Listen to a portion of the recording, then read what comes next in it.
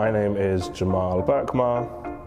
and I run a dance company, and we call ourselves Extended Play Dance. It's called Extended Play because we work with music quite a lot, and an EP, which was like a smaller version of a record, was called an extended play. My practice really simply revolves a lot around music and revolves a lot around space, but I think it seems to be a way for me to explore I guess the relationship between craft and meaning. I really like thinking about the medium of dance first and exploring why certain elements of composition are interesting to me and what story kind of comes out of that. So yeah, I think story is a big part of my practice and craft and narrative,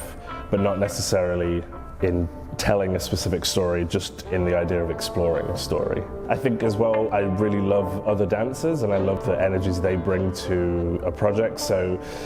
a large part of my practice is about them being as them as possible and being as unique to each project as possible, whilst trying to find a kind of connective tissue between them all. I think that when I started training in 2009, it felt like the industry was very set out. Like it felt like all the different schools had like very specific ideals of what it was they were representing, and it felt like there was very specific paths of you join this company, or you go into being an independent artist, or you go into trying to be a choreographer, and the lines are so blurred now that even though things are probably more difficult than they've ever been, I think the thing that excites me the most is that there's space for quite radical thinking and quite radical new ideas. I'm not a person that likes to follow a blueprint, and so we're in a moment where actually having that ability and having that desire is probably a positive rather than a negative.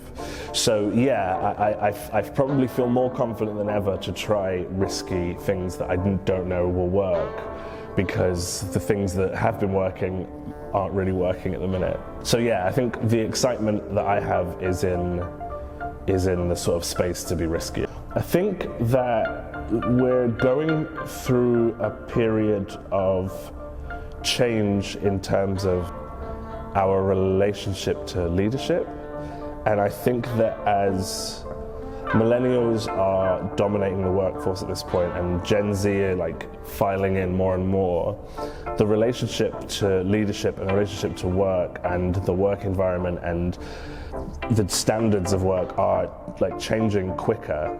and more dramatically, and I think that has posed in many different forms like some quite fractious moments between different generations of choreographer and dancers who are like years apart in age. And I think that the journey that I remember when I was a student of a very like top-down environment,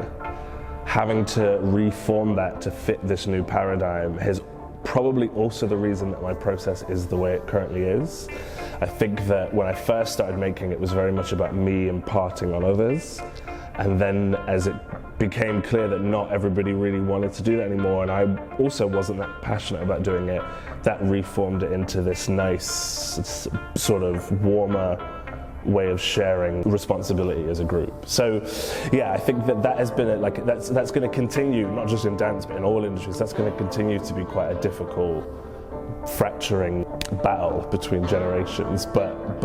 for me it's been like a way to unearth new things. I think patience is probably the best tool anyone can have. All of my siblings are artists too, and I think we all just had to be really patient about when things came to us. I think that it's important to have a voice and it's important to want to say something, but I think not forgetting that it's important to want to say that thing well, balancing your desire to make work that comments on all the different issues of the world, but whilst also trying to make work that's really good, feels like a really key thing that I'm also still kind of navigating as well.